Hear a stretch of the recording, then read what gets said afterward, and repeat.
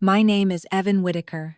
I am 29 years old, and for 10 summers in a row, my parents packed my suitcase in June, drove me 9 hours south to my Aunt Laurel's house in Asheville, and then took my older brother, Nolan, on family vacations without me. They never called it that, of course. My mother called it, your special summer. My father called it, helping everyone breathe. Nolan just called from beaches and hotel rooms when Mom reminded him to, his voice distracted. Wind or arcade noise behind him, like I was some cousin he had to check on before dinner. The first few years, I believed them. I believed Aunt Laurel's old clock shop was the place I was supposed to be. I believed the brass bells over her front door, the smell of machine oil, the rows of ticking grandfather clocks, and the little guest room above the shop were all part of some childhood adventure my parents had arranged just for me. That is what children do. They trust the people driving the car. But by the time I was 19, I had stopped trusting the road they put me on. The night after my community college transfer ceremony, while my parents thought I was getting ready for another summer in Asheville, I was sitting in a bus station with one suitcase, one backpack, $6,850 in savings, and a small wooden box of watchmaker's tools Aunt Laurel had given me. I turned my phone off somewhere outside Pittsburgh. It took my family 6 years to find me. And when they finally did, they still thought this story was about vacations, distance, and a quiet son who had overreacted. They did not know what I had found. They did not know why my mother had really sent me away every summer. And they definitely did not know I had kept the proof. Please subscribe to support the channel. Here is a fun little challenge. I bet you are watching this video while lying down with your legs crossed right now. If I guessed correctly, type 3 in the comments. If not, type 4. Let's see how many viewers I got right. And if you enjoy this story and would like to support our team, please consider buying us a cup of coffee through the link in the description. Your support helps us continue creating more meaningful, emotional, and captivating stories for you. Thank you so much for your kindness and support. All right, enough talking. Let's begin the story. I was 7 the first time they dropped me at Aunt Laurel's. At that age, 9 hours in a car felt less like distance and more like weather, something adults controlled while you sat in the back seat with a backpack between your knees and a juice box sweating in the cup holder. My mother kept turning around to smile at me too brightly. "You're going to love it," she said. My father drove with both hands on the wheel, quiet in the way he always got when my mother had already decided something. Nolan sat beside me for the first half of the trip, then moved to the front seat at a rest stop because he said the back made him feel sick. Nobody asked if I felt sick. I didn't say anything, because by then I had already learned that silence made adults proud of me. Aunt Laurel lived above her clock repair shop on a narrow street in Asheville, between a bakery that smelled like cinnamon and a closed travel agency with faded cruise posters still taped in the window. Her place looked nothing like our house. The front window was crowded with brass clocks, and every one of them seemed to be waiting for someone older than me to understand what they were saying. A bell hung over the door, tired and soft, and inside the shop everything ticked at a different speed.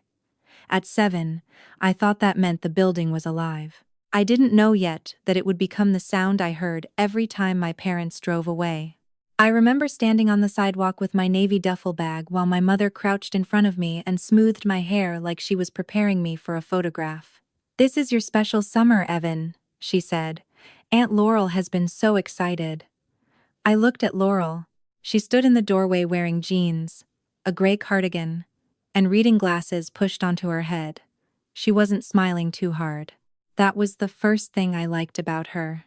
She looked at me like I had arrived, not like I had been delivered. My father lifted my bag from the trunk and set it beside my shoes. "Be good for your aunt," he said. Then Nolan leaned across the front seat and waved without taking off his sunglasses. "See you, Ev." I asked where they were going. I remember that clearly because of the pause that followed.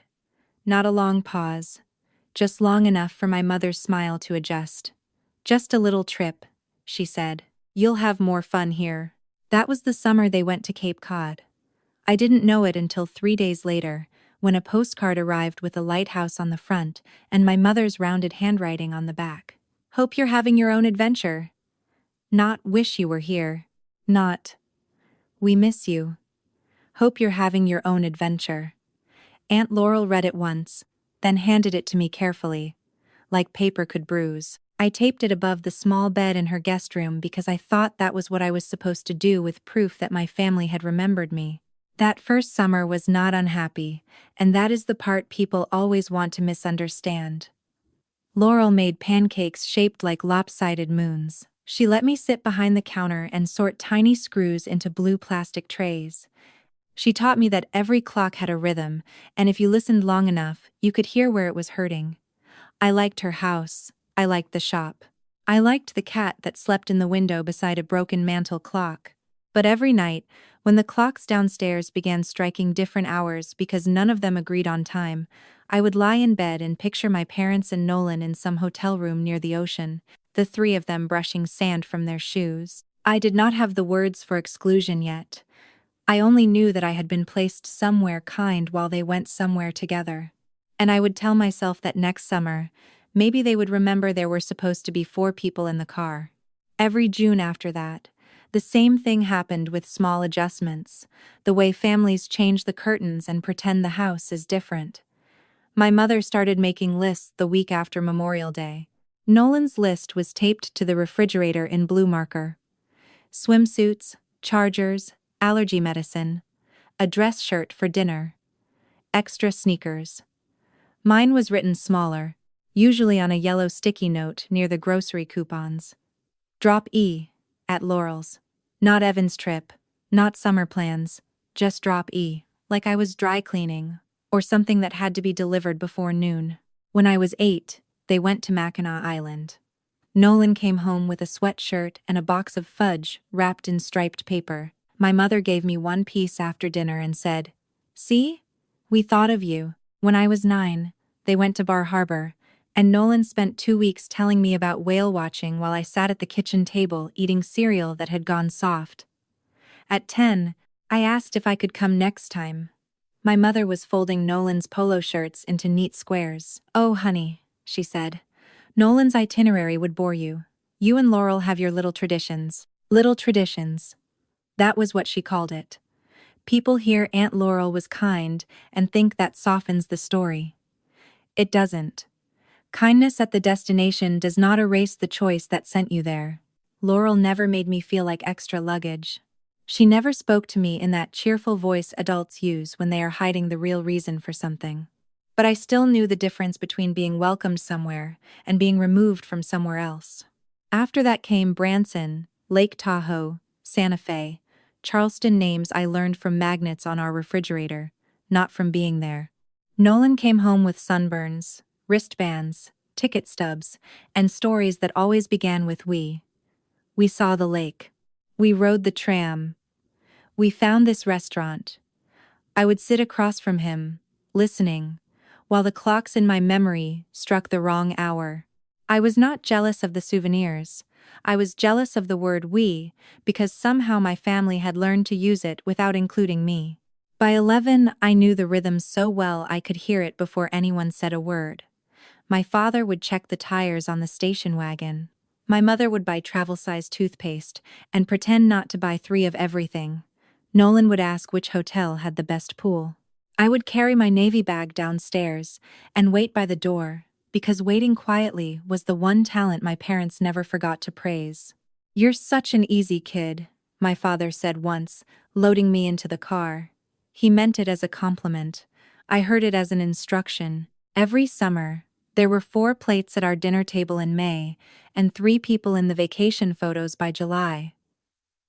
Every summer, my mother told people I was independent. Every summer, my father looked relieved when I didn't make the morning harder. And every summer, I learned there was a seat in my own family I was not supposed to ask for. By the time I was 12, I had stopped asking out loud. By 13, I stopped asking, even in my head. After that, the destinations kept changing, but my place in the family did not. For years, Whenever I wondered why Nolan always came first, my mother pointed to one story. Nolan's accident became the explanation my family used for everything. It happened before I could remember it clearly.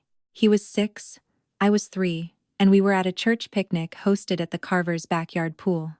There were deviled eggs on a folding table, lemonade sweating in a glass dispenser, and adults laughing under a striped umbrella. Nolan slipped under the water near the deep end. Not for long, they always said. Less than 2 minutes. Long enough to change the shape of our family forever. I do not say that lightly. What happened to Nolan was terrifying. He spent 3 nights in the hospital. For months afterward, he woke up screaming if he heard water running too hard in the bathtub. He hated crowds, sudden noises, and any lake where he could not see the bottom. I am not here to pretend trauma is simple, or that a frightened child should have been told to get over it. Nolan was a little boy who almost died. He deserved care. The problem was that somewhere along the way, care turned into worship. By the time I was old enough to understand the rules of our house, Nolan's comfort had become the weather system we all lived under. If Nolan wanted the lights dimmed, the lights were dimmed. If Nolan did not like a restaurant, we left before ordering. If Nolan had a hard week, plans changed. If Nolan needed something to look forward to, my parents built the whole summer around it. My mother had a phrase for this, one she used so often I can still hear the soft sorrow she put into it. After what your brother went through, we don't take childhood for granted. It sounded noble. It sounded almost holy, especially when she said it in front of other people. At church potlucks, women would touch her arm and tell her she was such a devoted mother. Reverend Mercer once said our family was a testimony to resilience. My mother lowered her eyes like humility was another dish she had prepared and brought in a covered pan. Nobody asked what happened to the other child in that testimony. At home, the sentence meant something different. It meant Nolan got the first choice, because he had lost so much. It meant Nolan needed joy, because he had known fear. It meant Nolan needed stability, because he had been through enough. And I, apparently, had not been through anything worth rearranging a calendar for. I became the child whose needs were easiest to postpone. Teachers called me self-directed. Babysitters called me mature. My mother heard those words and looked relieved, like one appliance in the house did not need repair. "You adjust so well," she told me once, after I asked why Nolan got to choose our vacation again. I was 11. We were in the laundry room. She was spraying stain remover on one of Nolan's camp shirts, working the fabric between her fingers like she could rub history clean if she pressed hard enough. "You have Aunt Laurel," she said. "Nolan needs these experiences." I remember looking at the dryer door, at my own reflection, warped in the round glass. Small face, big eyes, mouth closed. "What do I need?" I asked. My mother paused then, not because the question hurt her, because it surprised her. I could see that. She had been answering questions about Nolan for so long that mine sounded like a chair scraping across a quiet room. Then she smiled, soft and practiced. "You need to keep being the strong one." That was the first time I understood strength could be used as a place to hide a child no one wanted to make room for. My father heard pieces of these conversations. He always did. Russell Whittaker had a gift for standing close enough to know the truth and far enough to deny responsibility for it. He would appear in doorways with a coffee mug in one hand, listening without listening, his jaw working like he was chewing words he would never say. Once, after my mother left the room, I asked him if he thought it was fair. He looked toward the hallway where she had gone. "Your mother knows how to handle these things," he said. That was my father's whole philosophy of parenting, marriage, and moral failure in one sentence. So Nolan became the boy who had to be protected from every disappointment, and I became the boy praised for surviving mine quietly. My parents did not think of it as neglect. That would have required them to look directly at it. They called it balance. They called it compassion. They called it doing what was best for everyone. But everyone, in our house, had a very specific meaning. It meant Nolan first, my parents second, and me, wherever I caused the least trouble. The summer I turned 13, my mother brought the scrapbook to church. I saw it on the long folding table in the fellowship hall, placed between a donation jar for the youth mission trip and a silver tray of lemon bars. The cover was cream-colored linen with gold letters pressed into the front. Whitaker Family Summers. She had tied a navy ribbon around it because presentation mattered to Marjorie Whitaker, almost as much as truth did not. Aunt Laurel had driven me back from Asheville that morning because my mother said the whole family needed to be present for Reverend Mercer's fundraising luncheon. I was still wearing the khaki pants Laurel had ironed for me and a button-down shirt that scratched the back of my neck. My mother kissed my cheek when we arrived, then wiped the spot with her thumb because she had left lipstick there. Even her affection had quality control. "Go say hello to people," she whispered, "and smile. You've been away all summer." Away, that was the word she used, like I had wandered off by choice. I walked past the casseroles, past Mrs. Ellison talking about her hip surgery, past Nolan standing with two boys from youth group, already describing Santa Fe as if he had discovered the Southwest himself. Then I saw the scrapbook. I do not know why I opened it. Maybe because it had my last name on it. Maybe because, at 13, some stubborn little part of me still believed that if something said, family, I had a right to look inside. The first page was Cape Cod. My mother had glued a tiny paper lighthouse beside a picture of herself in white sunglasses. My father was holding a cooler. Nolan was kneeling in the sand with both arms around a red bucket. Under the photo, in my mother's careful handwriting, she had written, "First real summer after everything. So grateful." I turned the page. Mackinac Island. 3 bicycles. 3 helmets. Nolan holding fudge. My parents standing on either side of him, like parentheses around a sentence I had been cut out of. I turned another page. Bar Harbor. Matching gray hoodies. A whale tail in the distance. My mother had written, "Making memories while we still can." There were pages for Branson, Lake Tahoe, Santa Fe, and Charleston, ticket stubs. Brochures. Stickers shaped like suns and mountains. My mother had saved everything. Napkins from restaurants, maps from hotel lobbies, wristbands from boat tours, even a receipt from a gift shop where she had bought Nolan a sweatshirt and me nothing but a postcard. I counted the photographs because numbers are easier to hold than feelings. 58 pictures, 3 people, not one corner of my shirt, not one blurry face in the background, not one note in the margin that said Evan was with Laurel, not even an empty space where I could pretend she had meant to add me later. That was when I understood something worse than being forgotten. Forgotten people leave gaps. I had not left a gap. My mother had filled every page so neatly that anyone looking at it would believe the Whitakers had always been a family of 3. Beautiful, isn't it? My mother's voice came from behind me.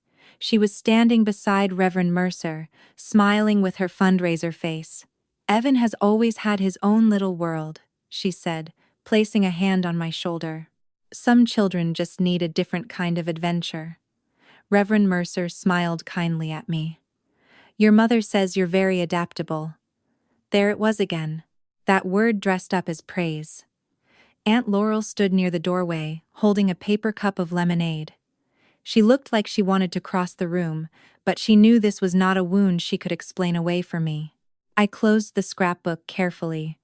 I did not slam it. I did not cry. I did not ask where I was. A child still hoping to be included would have asked. I was 13, and hope had just become embarrassing. My mother squeezed my shoulder once for the room, then moved on to greet another donor. I stayed by the table for a moment longer, listening to Nolan laugh near the punch bowl, and the church ladies praise my mother's beautiful memory book. Then I walked outside and sat on the concrete steps behind the fellowship hall, where the dumpsters were and nobody posed for photographs. That was the day I stopped wondering whether they missed me. I had proof that they knew exactly where I was. They just liked the picture better without me. I did not tell Aunt Laurel what I had seen. I did not have to. That night, after the luncheon, she drove me back to Asheville with the radio turned low and both hands resting lightly on the wheel. She did not ask why I had gone quiet. She did not ask if I was angry. That was one of the mercies Laurel gave people. She let silence belong to you, until you were ready to spend it. The next morning, I came downstairs before the shop opened, and found her polishing the glass on a regulator clock that had not kept correct time in 20 years. She slid a blue tray of tiny screws toward me and said, "Sort these by size, not by where you think they belong." I remember that because it sounded like clock repair and life advice at the same time. I sat behind the counter for 2 hours, separating pieces so small they stuck to my fingertips. The next few summers did not change my parents, but they changed me. Asheville stopped feeling like a waiting room. It became the first place where I practiced not going back. Laurel taught me how to replace a watch battery without scratching the case, how to read a bank statement, how to compare grocery prices by unit instead of by package, and how to say no without turning it into an apology. She never called those lessons survival. She just folded them into ordinary days. By 15, I was earning cash fixing laptops for Laurel's neighbors and resetting routers for people who still wrote their Wi-Fi passwords on envelopes. Mrs. Klein from 2 houses down paid me $20 and a plate of oatmeal cookies to recover photos from a desktop computer that sounded like it was trying to take flight. I saved every bill in an envelope taped behind the bottom drawer of Laurel's workbench, not because I had a full plan yet, but because money felt like proof that someday I might choose where I stood. Back in Pennsylvania, my parents mistook my silence for agreement. My mother still sent group emails about Nolan's summer needs. My father still asked if my bag was packed before he asked how I was. Nolan still came back with stories from places I had only seen on magnets. I stopped correcting them when they said I loved my summers away. I stopped waiting for anyone to notice that my face went still whenever vacation came up. There is a kind of sadness that eventually becomes private property. By 17, I had a savings account my parents did not know about, a folder of scholarship pages printed from the public library, and a school email I checked only on computers outside our house. I was not dramatic about it. I did not write speeches in a journal or imagine slamming doors. I simply started paying attention to exits, bus routes, application deadlines, transfer credits, the cost of a used laptop battery. I did not know the exact night I would leave yet, but I knew I was no longer planning a future that required their permission. Aunt Laurel knew more than she said. One evening, while rain clicked against the shop windows and the clocks argued softly with one another, she handed me a small wooden box of watchmaker's tools. "For when you need your own set," she said. I looked at her, and she looked back like she was not going to make me explain what both of us already understood. That was the year I stopped hoping my family would make room for me. I started learning how to build a door. The night I left was not the night anyone would have chosen for a dramatic exit. There was no storm, no screaming fight, no final insult that made everything simple. It was a Thursday in May, warm enough that the windows were open at the diner where my parents took me after my community college transfer ceremony. The place had vinyl booths, laminated menus, and a waitress who called everybody on. My mother said she was proud before the coffee arrived, which meant she wanted credit for saying it early. I had walked across the small auditorium stage 2 hours earlier, while my parents clapped from the 4th row and Nolan checked his phone between names. I was 19, holding a transfer acceptance to the University of Colorado and a scholarship letter worth $38,000 a year, both folded inside the lining of my jacket. My parents thought I was still deciding what came next. That was the kindest way to say they had never asked carefully enough to know I already had. At dinner, my mother ordered meatloaf because she said diners did comfort food best. My father handed me a card from a gas station display with $75 tucked inside. "Good luck on your next chapter," the card said in silver letters. He had signed only Dad. Like the printed message had done most of the work for him. Nolan congratulated me without looking up from a text thread about Santa Fe hotels. They were leaving the following week. I knew because the confirmation email had been printed on our kitchen counter. "We always knew you'd find something practical," my mother said, cutting into her mashed potatoes. Practical. Not exciting, Not impressive. Not ours to celebrate. Just practical, like a folding chair or a flashlight in the junk drawer. Then she dabbed her mouth with a napkin and said, "You're still going to Laurel's in June, right?" I looked at her for a second longer than I usually allowed myself. "Something like that," I said. At 9:40 that night, my father dropped me off outside what he thought was a classmate's apartment. I waited until his taillights disappeared, Lena, then walked 6 blocks to the bus station where my suitcase had been sitting in a locker since noon. Inside were 3 pairs of jeans, 2 button-down shirts, my old laptop, $6,850, Laurel's wooden box of tools, and a photograph Mrs. Klein had taken of me standing in front of the clock shop at 16. The first bus pulled out at 10:15. Pennsylvania to Pittsburgh, Pittsburgh to Chicago, Chicago to Denver. 42 hours of plastic seats, vending machine dinners, fluorescent rest stops, and strangers sleeping with their mouths open. Before we crossed out of Pennsylvania, I sent my mother one text. "I'm leaving for a while. I'm safe. Don't call Laurel." She replied 27 minutes later. "Okay, honey. Text when you get settled at Laurel's."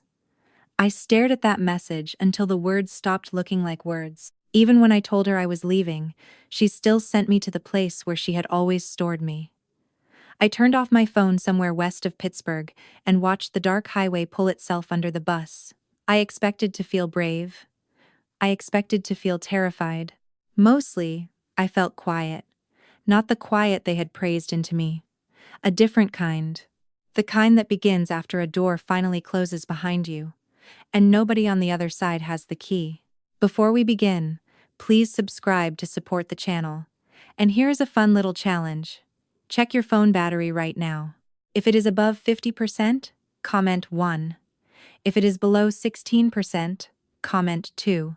Let's see which answer wins today. If you enjoy this story and would like to support our team, you can buy us a cup of coffee through the link in the description.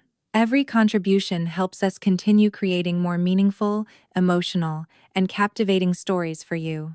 Thank you so much for your kindness and support. Now, let's begin the story. For the first week, nobody panicked. That is important to understand. My mother did not call the police the next morning. My father did not drive to Laurel's. Nolan did not send some frantic brotherly message asking where I was. As far as they were concerned, I had gone quiet in a familiar direction. Quiet was what I did. Leaving was what they had trained me for. They just had not expected me to choose the destination myself. On day 3, my mother texted me a photo of Nolan's suitcase by the front door. "Santa Fe tomorrow," she wrote. "Hope Asheville is peaceful." I did not answer. I was in a hostel outside Chicago, eating a vending machine honey bun for breakfast, while my second bus ran 2 hours late. On day 5, my father called once and left a voicemail. "Hey buddy, your mom says you're not answering. Give us a ring when you can." His voice was not scared. It was mildly inconvenienced. By day 12, the story started slipping out of my mother's hands. She called Laurel and asked, "Can you tell Evan to stop being dramatic and call me?" Laurel was in the middle of replacing the pendulum on a schoolhouse clock when she answered. I know this because she told me later. She wiped her hands on a rag, looked at the empty stool where I used to sit, and said, "He isn't here, Marjorie." There was a silence long enough for Laurel to hear the old clock on the wall tick 6 times. Then my mother said, "What do you mean, he isn't there?" Laurel did not soften it. "I mean, he is not in Asheville." My mother called back 3 times in the next hour. Then my father called. Then Nolan. Laurel answered the first call from each of them, and ignored the rest. When my mother demanded my address, Laurel said, "He is safe, and for once, that is all you are entitled to know." That sentence did more damage in my family than any shouting could have. My parents were not used to being told no by someone they considered useful. Laurel had been the place they sent the extra weight. The pressure valve. The woman who made their summers easier and asked fewer questions than she should have. But that day, she stopped being convenient. She became a locked door. After that, they started checking all the places they should have checked months earlier. The hardware store told them I had given notice 2 weeks before the ceremony. The community college confirmed only that my records had been transferred. My mother tried to use her church voice on the registrar and got nowhere. My father drove to the bus station and found out locker records were not handed over to worried parents of adults. I was 19. I had left a message saying I was safe. There was no crime to investigate. By week 3, my mother changed tactics. She stopped telling people I was unreachable and started telling them I was taking time for myself. Evan has always had such an independent spirit, she told Reverend Mercer. He needed space to discern his path. That was my mother's gift. She could turn abandonment into personality, neglect into spiritual growth, and panic into a story that made her look wise. I heard all of this from Laurel during Sunday calls, which became the only routine I kept from my old life. She never gave me updates unless I asked. Mostly, she asked whether I was eating, whether my room had heat, whether I had found the grocery store closest to campus. When I told her my mother was probably furious, Laurel said, "Fury is what people feel when control leaves before they are finished using it." By then, I was in Denver, sleeping on a rented mattress in a basement room that smelled like dust and laundry detergent. I had not won anything yet. I was not free in the movie version of the word. I was broke, lonely, and so tired some nights. I fell asleep with my shoes still on, but nobody knew where to place me anymore. For the first time in my life, I was not where they had put me. Denver did not feel like freedom at first. It felt like fluorescent lights, bus schedules, and the kind of cold that found the gap between your coat and your neck. My basement room had one narrow window near the ceiling, and when cars passed at night, their headlights slid across the wall like someone opening and closing a door. I slept on a rented mattress, kept my clothes in plastic bins, and learned which grocery store marked down rotisserie chickens after 8. I started classes that August, with a backpack older than half the laptops around me. During the day, I sat in lecture halls, trying to look like I belonged. At night, I worked the help desk at a small medical office that served mostly retirees and farm families from outside the city. My job was supposed to be simple: reset passwords, reconnect printers, explain patient portals to people who had every reason to hate patient portals. But I liked it. I liked fixing problems that announced themselves honestly. An old rancher named Mr. Bell called every Thursday because his blood pressure cuff would not sync with the clinic tablet. It was almost never the cuff.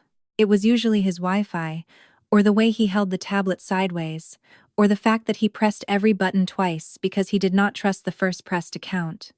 He reminded me of Laurel's customers, proud and stubborn and embarrassed to need help. I never rushed him.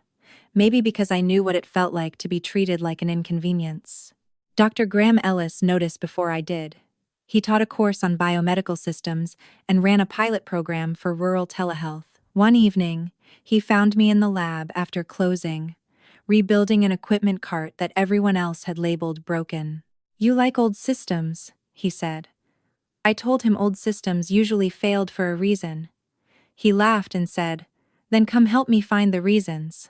That was how I got my first real internship, not through family connections, not through a favor owed to my last name, but because someone watched me work and saw something useful. By 23, I had a degree, a real apartment, and a job installing telehealth systems for clinics that served people too far from hospitals to make every appointment in person. It was not glamorous. There were long drives, bad coffee, motel rooms with loud heaters, and patients who called me the computer boy, no matter how many times I introduced myself. But every time a grandmother in a county clinic saw her cardiologist on a screen instead of driving 3 hours through snow, I felt something in me settle. I met Clara at a rehabilitation center outside Boulder. She was a stroke recovery nurse with sharp eyes, tired sneakers, and no patience for people who confused kindness with softness. On our third date, she asked why I never talked about my family. I gave her the clean version. Summers away, complicated parents, a brother I had not spoken to in years. She listened without interrupting, then said, When you say they sent you away, do you mean they came to visit? I looked down at my hands. That was how she knew the answer. Clara did not try to fix it. She did not tell me forgiveness would set me free, which is something people say when they want your pain to become easier for them to hear. She just reached across the table, took one of my fries, and said, "Okay, then we start with the truth."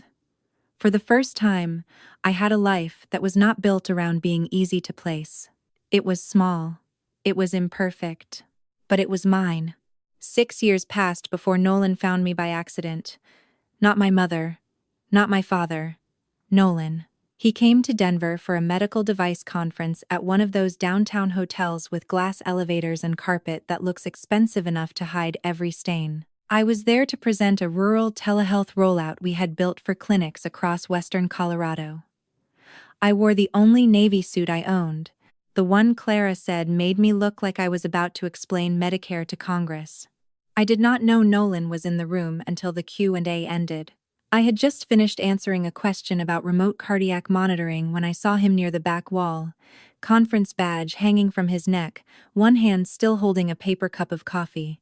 For a second, my brain refused to place him there. Nolan belonged to postcards, kitchen tables, and stories that began with "we." He did not belong in the life I had built without him. He looked older, of course. Broader in the shoulders, better dressed than I remembered. The same easy face that made strangers trust him before he earned it. But his expression was not easy then. It was stunned, almost frightened, like he had opened the wrong door and found a room from his childhood still running without him. I gathered my laptop, tucked the presentation clicker into its case, and tried to move like my hands were not suddenly unsure of themselves. "Evan?" he said. I turned, though I had already known his voice. "Hey, Nolan." That was all. 6 years of absence, 10 summers of silence, and the best either of us could manage was a greeting you could give someone in a grocery aisle. A woman from a clinic in Durango walked past us and thanked me for the presentation. Nolan watched her shake my hand. I saw him notice the name printed on my badge. Evan Whitaker, systems engineer. Not Ev. Not the quiet one. Not the boy who got dropped off. He asked if we could talk. Every instinct I had said no. I had spent years arranging my life so no one from Pennsylvania could reach into it and move things around. But Nolan looked less like an invader than a man who had just realized the map he grew up with was missing a whole state. So I told him there was a coffee shop 2 blocks over, and I had 30 minutes before my next session. He arrived before me. That was the first surprise. Nolan had never been early to anything that was not about him. He sat near the window with 2 coffees on the table, one black, no sugar. Either he remembered, or he had guessed lucky. I did not ask. For a few minutes, we talked about nothing that mattered. His job, the conference, Denver traffic, the weather turning too fast, near the mountains. Then he put both hands around his coffee cup and said, "Why did you leave?" There was no accusation in it. That made it harder. If he had sounded angry, I could have stayed behind the wall. But he sounded genuinely confused, and that confusion told me something I had not wanted to consider. Nolan had been in the car every summer, and somehow he had never once looked back at the empty seat. So I told him. Not dramatically. Not cruelly. I told him about the lists on the refrigerator, the scrapbook at church, the postcards, the bus station, the 42 hours to Denver, and the 6 years our mother turned my absence into a personality trait. He stared at the table for a long time. "I thought you liked Asheville," he said. "I did," I told him. "But liking the place they left me doesn't mean I liked being left." Nolan closed his eyes, like the sentence had found something under his ribs. When he opened them, he looked smaller than he had on any vacation photo I had ever seen. "I didn't know," he said. "I should have. But I didn't." For the first time in my life, I believed him. Nolan flew back to Pennsylvania 2 days later and did what I had asked him not to do, though not in the way I expected. He did not give my parents my address. He did not hand my life back to them like a set of misplaced keys. Instead, he drove to my grandmother Dorothy's house and told her he had seen me. He said I was alive, working, speaking in front of rooms full of people, and that I did not want to be found unless I chose it. Dorothy called me that Sunday evening. Her number appeared while Clara and I were making dinner, and I stared at it so long the screen almost went dark. My grandmother had always been sharp, but distant in the way older relatives can be when they know something is wrong, and are waiting for the younger ones to name it. I answered on the balcony because I needed air. "Evan," she said. No small talk, no trembling voice. "I owe you the truth your mother buried." When I was 11, Marjorie had prepared temporary guardianship papers for Aunt Laurel. Not adoption, not officially, not in language ugly enough for polite people to flinch at. Temporary guardianship. A cleaner phrase. A softer knife. The paperwork said I had adjusted well to extended stays in Asheville, and that Nolan required uninterrupted parental support for his emotional stability. Dorothy read those lines to me slowly, and each word landed like something that had been waiting years to bruise. My mother had planned to send me away for more than summers. A school year, maybe longer. Long enough for the arrangement to feel natural. Long enough for people at church to stop asking why I was never beside Nolan in the pew. Dorothy said Marjorie had asked her to sign as a family witness, presenting it like a mercy. "She told me it would be easier for everyone," Dorothy said, but what she meant was easier for her. I asked whether my father knew. Dorothy went quiet, and that silence answered before she did. "Not at first," she said. "But later, yes, enough to stop it if he had wanted to." I stood on that balcony with the Denver evening turning purple over the rooftops, one hand gripping the railing until my knuckles hurt. All those years, I had thought my mother was sending me away for summer. She had been practicing. Dorothy said she refused to sign, and told Marjorie that if she brought it up again, she would call a lawyer, Reverend Mercer, and Russell's brother before sunset. That was why it never happened. Not because my mother changed her mind. Not because my father protected me. Because an 80-something woman with church shoes and a spine made of iron had drawn a line where my parents would not. After we hung up, Clara found me still outside. I told her everything, not cleanly, not in order. She listened the way she always did, without trying to sand the edges off the truth. Then she said, "So the vacations weren't the whole story." I shook my head. They were not the whole story. They were the rehearsal. Dorothy's 83rd birthday was held 6 weeks later in the fellowship hall at Street Matthews, the same room where my mother had once displayed that scrapbook-like evidence of a beautiful life. There were round tables with white paper cloths, a lemon cake from the bakery on King Street, and coffee in brown plastic urns that made everything taste faintly burned. My mother had invited everyone, relatives, church friends, Reverend Mercer, even people who had not seen me since I was small enough to be explained away. She moved through the room like a stage manager with pearls on, touching my arm whenever she introduced me. "Our Evan is finally back," she kept saying, as if I had been lost in the woods instead of pushed out of the frame. Nolan stood near the punch bowl, quieter than I had ever seen him. Aunt Laurel sat beside Dorothy with her hands folded over her purse. My father stayed near the wall, holding a paper cup he never drank from. After the cake, my mother stood and tapped her fork against a glass. "Tonight," she said, voice trembling in the exact places she wanted it to, "I am grateful that God has brought both my boys under one roof again." People smiled. Reverend Mercer bowed his head. I looked at Dorothy. She did not nod. She simply looked back at me, steady as a locked door. I stood before I could talk myself out of it. "Actually," I said, and the room shifted.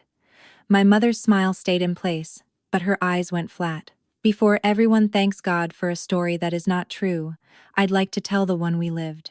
I told them about the summers, the lists, the postcards, the scrapbook with 58 photographs and only 3 people. I told them I left, because being easy to place had started to feel too much like being easy to lose.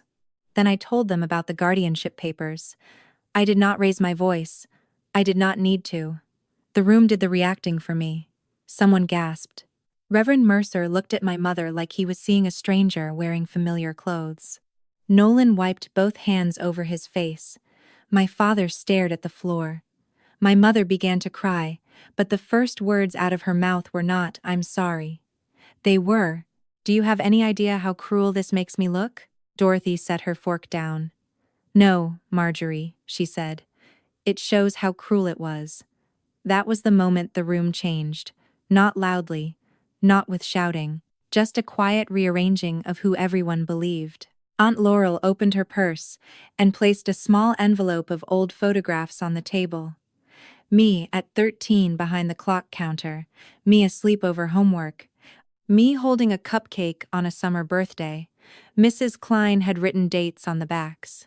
Nobody said much after that. There are truths that do not need decoration. I flew back to Denver the next morning. My mother never apologized. My father sent one letter months later. I knew enough to stop it. I didn't. "I'm sorry. Nolan calls every few weeks now. It is awkward and real. Laurel still calls on Sundays. Clara and I are engaged. And me? I stopped waiting for them to save me a seat." The people who remove you from the picture do not get to decide what frame your life belongs in. In my opinion, this story is not simply about a son being left out of summer vacations. It is about the quiet kind of family neglect that can hide behind polite words, good intentions, and carefully edited memories. Evan was not abandoned in an obvious, dramatic way. He was sent somewhere safe, to someone kind, and that made the wound harder to name. But the pain was still real. Being loved by Aunt Laurel did not erase the fact that his parents chose, year after year, to build family memories without him. The deepest meaning of the story is that neglect does not always look like cruelty from the outside. Sometimes it looks like a mother saying, "You're so independent." Sometimes it looks like a father staying silent to keep the peace. Sometimes it looks like one child being called strong, simply because the adults do not want to make room for his needs. Evan's pain came from being trained to accept less, and then praised for not asking for more. The most powerful lesson is that we should never confuse silence with peace. A quiet child may not be fine. An easy child may not be loved enough. A strong child may simply have learned that weakness is not safe in their home. Families must be careful not to turn one person's trauma into an excuse to neglect someone else. Evan's journey also teaches that healing does not always require revenge or perfect reconciliation. Sometimes healing means telling the truth, setting boundaries, and building a life where you are no longer waiting to be chosen. His parents removed him from the picture, but they did not get to decide the frame of his future. To me, the story is a reminder that every person deserves to be seen, included, and remembered. Love is not just providing a safe place to go. Love is making someone feel they belong where they came from.